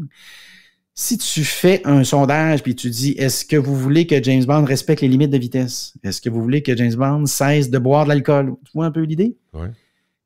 Maintenant, mettons que la réponse, c'est il faut qu'il respecte la limite de vitesse, puis il faut qu'il cesse de boire, puis il doit arrêter de cruiser aussi. C'est inacceptable. Tout est correct, là. Il y a juste un problème. C'est pas James Bond. Mm-hmm. C'est ça la psychologie du personnage. Si on me demande d'un sondage, je vais peut-être dire pour bien paraître, il faudrait qu'il arrête ça, ça n'a pas de bon sens dans le mouvement. Mais quand le film va sortir, je n'irai pas parce que je vais trouver ça plate. Ben oui. Et c'est ce qu'on appelle, ce que tu viens de décrire, et imagine en recherche à l'université comment c'est fini, c'est la désirabilité sociale. Ça, c'est extrêmement complexe parce que moi, j'ai eu une étudiante à un moment donné qui fait un travail sur, par exemple, est-ce qu'il faut arrêter la fourrure, les animaux, tout ça. Tu vois un peu l'idée? Et elle se pose la question, quand on utilise des stars pour annoncer des produits comme ceux-là, des produits sociaux là, ou du marketing social, est-ce que ça vous touche? Alors, tu devines que la réponse que tout le monde nous donne, c'est « Oh oui, ça c'est important ce que vous venez de dire là. Oui. » Ça, c'est ça la désirabilité sociale. Alors, c'est pour ça qu'il faut que tu poses toute une série de questions pour contourner ça. Parce que sinon, les gens vont te donner la réponse qu'ils pensent que tu veux entendre. Ça s'appelle la spirale du silence, une autre théorie fascinante dans le domaine des médias. Donc, ça, c'était notre point 8, Bud Light. Et au moment où on se parle, les ventes de Bud Light ne sont pas revenues à ce qu'elles étaient avant la crise. Est-ce qu'ils ont arrêté l'hémorragie quand même? Et ils ont, au moment où on se parle, oui, avec tout ça. Oui. Alors, ce qu'on peut prédire, c'est que le Super Bowl va coûter cher. Ce qu'on peut prédire, c'est que le cheval va revenir. Tu vois un peu l'idée? Oui, Et c'est ça l'image de marque. Alors, si on n'a pas compris, tu sais, souvent les gens disent « Pourquoi on fait de la pub? » On fait de la pub essentiellement pour à peu près 2 choses. 1, on s'est aperçu que si tu me connais pas, tu peux pas fréquenter mon commerce. Puis 2, ben, mon commerce, sans parallèle des autres commerces, somme toute, les différences sont peut-être négligeables, même si tu vas me dire que c'est pas vrai, mais ils sont peut-être négligeables.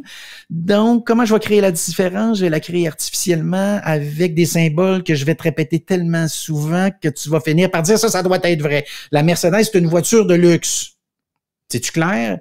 En plus, elle est allemande. Ah? La BMW aussi. Ah? Elle l'est également. Vois-tu un petit peu un petit peu l'idée? Et c'est pour ça qu'il y a du placement de produits. C'est parce que si je vois James Bond avec son Aston Martin, puis que je le vois dans un film, dans 2 films, dans 3 films, dans 4 films, ça finit par être plus sexy. De la même manière qu'à une certaine époque, Dell avait dit, nous, on va être l'ordinateur des cracks puis des gens un petit peu plus audacieux puis extrêmes. Ça, c'est de la psychographie qu'on appelle ça en publicité. Et dans la plupart des films, le méchant qui faisait du hacking utilisait un téléphone Dell. Vois-tu un peu l'idée? Alors, ça, c'est pour ça qu'on fait de la pub. Et quand vous me dites non, la pub ne m'influence pas, je vous regarde, puis dans ma tête, je vais vous dire ce que je me dis. Je me dis, lui, il est pas mal plus facile à persuader que quelqu'un qui sait qu'il est influencé par la pub. Ça serait ma petite histoire rapide là-dessus. Donc, la pub, c'est pas fini, là. C'est pas fini. D'ailleurs, puisque tu dis ça, ça sera notre point 9. Ah, c'est bon, ça. C'est un bon lien, ça. C'est pour ceux qui nous écoutent, c'est sur la feuille, puis on fait un bon lien. C'est bon aussi. Publicité sur Netflix, publicité sur Disney+, publicité sur Amazon, publicité sur Apple TV. Alors, ça fait drôle à dire. Là aussi, j'entends des gens souvent qui disent « Monsieur, la pub, arrêtez d'en parler. Il y en a plus, c'est fini. Ouais. » Ah oui. Ah oui? Ben, j'aurais le goût de vous dire qu'il n'y en a jamais eu autant. TikTok qui pourrait passer devant Facebook. On parlait de TikTok un petit peu plus tôt. On pense en 2027 qu'il va vendre plus de pubs. Tesla qui a dit durant l'année, Elon Musk a fait une déclaration au choc. À un moment donné, il a dit, savez-vous quoi? On n'a jamais fait de publicité pour Tesla. Ben, bientôt, je vous annonce qu'il va y avoir de la pub. Donc, normalement, en 2024, vous allez vous enfarger pour la première fois dans des publicités de Tesla. Jusqu'à maintenant, le gros du travail, ça s'appelle des relations publiques. Je te dis que la fenêtre est incassable, je lance quelque chose dans la fenêtre, du Cybertruck, puis la fenêtre saute. Gilles, relations publiques. Hein? Si la fenêtre avait pas pété, pardonnez-moi l'expression, on l'aurait-tu autant vu sur les médias sociaux? Ben non. Je dis pas qu'il a fait exprès. Je dis qu'un dans l'autre, c'était pas si mal. Puis à un moment donné, il nous a annoncé ses robots. Et puis récemment, je l'ai vu il y a quelques semaines aussi, là, les robots dansent, là. Ils sont pas pires. Alors bientôt, ils vont préparer les repas, les robots. Là. Je blague pas, là, hein. Je suis sérieux. Là. L'intelligence artificielle, ben oui. Oui, vous dites, et j'ai vu mes premiers sondages récemment dans lesquels je me suis enfargé, là. On demande aux gens, accepteriez-vous de manger de la nourriture ou un plat qui est entièrement préparé par un robot? Je suis sûr que la réponse va dépendre de l'âge des personnes. Oui, on peut dire non, puis se faire avoir. Dire que, tu sais, l'exemple dont tu parlais dans le podcast, de 2 choix qui finalement en étaient qu'un seul, c'est intéressant parce que tu peux te faire flouer, comme on dit. Puis dans ce cas-ci, même chose, on pourrait dire, écoutez, il y a un qui était préparé par des êtres humains, des monsieur et des madames, et l'autre a été fait par un robot, puis essayer de deviner lequel. Puis finalement, tu peux en avoir 2 avec les robots, puis je pense que tu prendrais tout le monde aussi. Oui, parce que si c'est bon, c'est bon. Oui, et ça veut dire que quand on mange aussi avec notre tête et nos yeux. Ça, je l'apprendrai à personne. Oui. Moi, l'expérience que j'ai vue, c'est un monsieur qui s'appelle Guéguen, un Français, qui fait toutes sortes d'expériences très, très amusantes. Il te fait goûter le même vin, mais dans des verres différents. Donc, tantôt dans une coupe, tantôt dans un verre régulier. Tu vois un peu l'idée? Un verre carré, un verre ordinaire. Et les gens jurent qu'ils goûtent pas pareil. Il est complètement différent. Et donc, là-dessus, c'est quelque chose d'amusant. Alors, je te parlais du retour en force de la pub. En 2022, Amazon a vendu 40 milliards de dollars de pub. Et parfois, les gens, surtout là aussi, le placement, quand tu vas sur Amazon. Oui, c'est beaucoup le placement et de plus en plus. Les annonces en premier, puis on se comprend, là, celles qui sortent en premier, OK. Oui, c'est ça celle qui est recommandée, le meilleur vendeur. OK. Des fois aussi, tu as peut-être remarqué le même produit 2 fois en ligne. Oui. Pour être sûr que tu le vois, tu pourrais dire, ça, c'est une erreur de programmation. Non, c'est payé. Tu payes pour. OK. Puis l'autre qu'on voit aussi, c'est si vous avez acheté ceci, les gens qui ont acheté ce produit-là ont acheté également celui-ci. C'est encore une fois. C'est de la pub. Encore une fois payé. OK. Alors, l'argent se déplace. Il n'est pas disparu, l'argent de la pub. Non, je comprends. Et comme on est dans une campagne électorale aux États-Unis en 2024, comme on aura aussi toutes sortes de tournois du côté du soccer à l'échelle mondiale, ça les risque... Olympiques aussi? Oui, les Olympiques. Oui. En 2024, en plus, il risque d'avoir un intérêt. Écoute, c'est pas drôle ce que je vais dire, mais pour avoir des gens entendu des gens en parler, le fait que ça brasse beaucoup au plan international, on se dit Paris, tu sais, Paris et Londres, ça a toujours été des endroits plus à risque parce qu'il y a une multitude de régions représentées, tu sais, c'est vraiment multiculturel. Fait que, tu sais, on se dit, OK, dans le contexte actuel où il y a certaines susceptibilités, sensibilités, ça se passe à Paris, il va y avoir une protection très grande. Fait que, tu sais, et aussi, est-ce que tout le monde va être là? Est-ce qu'il va manquer des pays? Fait qu'il va y avoir un intérêt qui va se créer par l'actualité aussi, je pense. Oui. Et tu as vu peut-être l'histoire des bouquinistes? Je sais que tu es très familier avec Paris. Le long de la Seine, oui. Oui. Et on a dit aux bouquinistes, durant les Jeux olympiques... On ne sait pas quand même, on va se passer de vous autres. Exact. Mais connaissant les bouquinistes, connaissant les Français, ils vont dire, non, attends un peu. Hey. Moi, je suis toujours ici, là, puis je bouge pas. Alors ça, j'ai hâte de voir comment ça va tourner. Mais donc, c'est l'année de la pub. C'est l'année de Tesla qui confirme à certains égards que la pub, c'est certainement pas fini. Et c'est l'année où Bell achète Outfront, qui est les panneaux extérieurs, dans le fond, l'affichage extérieur. 410 millions de dollars. Et là aussi, il y a des gens qui étaient plutôt étonnés, plutôt surpris. Voyons, c'est pas des médias traditionnels, tout ça. Bon. En partie, quoique avec le numérique, maintenant, on est capable de faire toutes sortes de choses. Sur les panneaux, oui. Oui, effectivement. Et donc, si tu cherches le média traditionnel dont la croissance existe toujours, ça serait quelque chose qui ressemblerait à l'affichage numérique. Bon, tu me diras que c'est pas tout à fait traditionnel, mais en tout cas, dans sa forme, généralement, ça se ressemble beaucoup. Et ils ont étampé un chèque de 410 millions de dollars. Donc, c'est pas si mal de ce côté-là. Et en terminant, évidemment, notre dernier incontournable, je pense qu'on l'a évoqué à quelques reprises durant le podcast, le balado, c'est Elon Musk. Tesla, Twitter, X, alors Twitter qui est devenu X, SpaceX, le Cybertruck, Neuralink, qui est le prochain, qui est assez capoté, là. Alors, des petits trucs dans le cerveau et tout ça, puis on va être capable... à terme, là, l'objectif, c'est de permettre, par exemple, à des gens de marcher à nouveau. Tu vois un peu le genre de produit. Et dans le cas du Cybertruck, je me plais toujours à rappeler que si vous l'avez regardé, puis vous avez dit, mais ça, on l'a déjà vu à quelque part, ce camion-là. Vous l'avez déjà vu à quelque part. Vous l'avez vu dans Blade Runner. Il ressemble, ça l'est. C'est ça. Et il a dit, l'inspiration, c'est ça. Okay. Et ce qui a fait que ça a pris du temps avant qu'il soit éventuellement disponible, c'est que il est tellement fabriqué d'une façon différente, là, qu'il sort des sentiers battus, que il a fallu refaire au complet la chaîne de montage. Mm-hmm. Alors voilà, Gilles. Ben merci. Et sais-tu quoi? J'ai un flash, puis je me disais, je vais juste te faire sourire pour terminer l'année, puis terminer le podcast, le balado. On pourrait, je pense que même maintenant, avec ce que j'ai entendu, parce que quand je fais mes chroniques avec Jeff Fillion sur Radio Pirate, les jeudis, il est venu un WizKid à un moment donné qui travaille, puis qui s'amuse avec l'intelligence artificielle à voir les limites, puis à pousser un peu la machine. Puis peut-être que tu as entendu des extraits où on a, par exemple, il y avait Pierre Poilievre, il y avait Donald Trump. Il avait pris un extrait d'à peu près 4-5 secondes d'un discours de Trump, puis il avait réussi à le transformer pour faire des messages pour Jeff Fillion. Puis ça, c'était vraiment, écoute, à s'y méprendre. Donc, me voici avec le point suivant. Nous, on a fait beaucoup de chroniques qui sont disponibles sur le web. Luc Dupont et Gilles Parent, donc on a fait énormément. On pourrait imaginer créer un podcast avec comme thème le marketing et la publicité, avec comme trame de fond la voix, et non pas juste ce qu'on a fait, la voix de Luc Dupont et de Gilles Parent. Puis là, je pense que ça pourrait être entendu, puis on pourrait surprendre des gens. Oui, et on serait surpris tous les deux, mais je pense qu'on aurait maintenant, même si ça va beaucoup se parfaire, je pense qu'on pourrait le faire. Je souhaite pas, là, mais je ne serais pas surpris que quelqu'un fasse ça.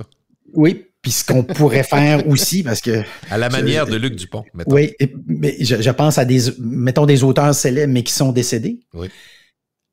à partir de l'ensemble de ce qu'ils ont pu écrire, de ce qu'ils ont pu raconter, des entrevues qu'ils ont pu donner aussi dans les médias, on pourrait leur poser des questions auxquelles ils n'ont peut-être pas. Et ils nous donneraient une réponse. Isaac Asimov, évidemment, c'est celui que j'ai en tête, et qui nous répondrait, il nous parlerait des robots, de l'intelligence artificielle également. On parle quand même de quelqu'un qui a été parmi les premiers à ouvrir cette porte-là, avec Marshall McLuhan aussi. C'est drôle que tu mentionnes ça, parce que je me suis enfargé récemment, pour ne pas dire ce matin, dans un message sur X d'une entrevue qu'il avait donnée dans les années 60, dans laquelle entrevue, il racontait quelque chose qui ressemble étrangement à ce qu'on se raconte aujourd'hui. Alors, il disait à un moment donné, vous allez parler à votre téléphone, il va vous répondre, vous allez lui demander de chercher quelque chose. Alors, on est complètement et absolument là-dedans. Et j'ai hâte de voir si ça va être des émissions, par exemple, de pastiche ou d'humour, identifiées comme telles. Mais je te donne l'exemple de quelqu'un qui dirait, qui prend le répertoire de tout ce que René Lévesque, par exemple, a fait, même quand il était à Point-de-Mire, quand il était à la radio, à la télé. Après ça, dans ses années, évidemment, Parti québécois et autres, les allers-retours quand il est revenu, puis tous les commentaires qu'il a fait, parce qu'il a fait beaucoup d'entrevues aussi, puis tout ça. Tu prends l'ensemble de l'œuvre, tu dis, tu montres quelque chose avec tous les propos qui peuvent, d'une certaine façon, correspondre à l'actualité du moment. Il pourrait commenter l'actualité du moment à la façon René Lévesque, avec la voix de René Lévesque. Moi, je pense qu'on peut... Oui. Je dis pas que je le souhaite, mais est-ce que ça va se faire? Tu comprends mon point? Est-ce que ça va se faire? Des gens qui vont pervertir sa mémoire, qui vont le faire pour s'amuser, ou si on pourra avoir des émissions où on dira, écoutez, voici ce qu'on a pensé, un genre de mash-up, tu comprends-tu? Oui. Où on identifie, on a décidé de faire quelque chose, on a pris la voix de, je sais pas moi, tel auteur, puis il a fait parler de Taylor Swift, mettons. Fait que tu vas chercher, puis l'intelligence artificielle, tu lui dis, va me chercher quelque chose qui, dans le sens, dans les mots, va réussir à coller à ça. Ça pourrait être amusant, je pense. Le plus près de ça, on l'a aussi vécu, je crois que c'est cette année, je ne vais pas me tromper, mais le documentaire sur Bourdin. Oui, Anthony Bourdin, tu as raison. Tu sais que, c'est ça, plusieurs de ses commentaires, c'est des écrits, parce qu'il a écrit beaucoup des livres en particulier. Qu'on a mis en voix par sa mais propre qu'on a parole. mis en voix, et c'est ça. Et moi, je l'ai écouté, le documentaire, c'était impeccable. Si tu le sais pas, je l'ai entendu moi aussi. Je l'ai écouté avec quelqu'un qui le savait pas. J'y ai pas dit au départ. Puis j'y ai dit à la fin, savais-tu que... Bon, au début, elle me croyait pas. Mais et c'est ça qu'on a fait. Et j'en ai vu un autre exemple dont l'exemple m'échappe, là, mais je l'ai vu aussi récemment dans un autre documentaire où on a fait quelque chose de similaire. C'est à surveiller, c'est sûr. Je te souhaite une belle fin d'année, de joyeuses fêtes, puis une belle 2024, Luc. Joyeux Noël, bonne année à tout le monde. À bientôt.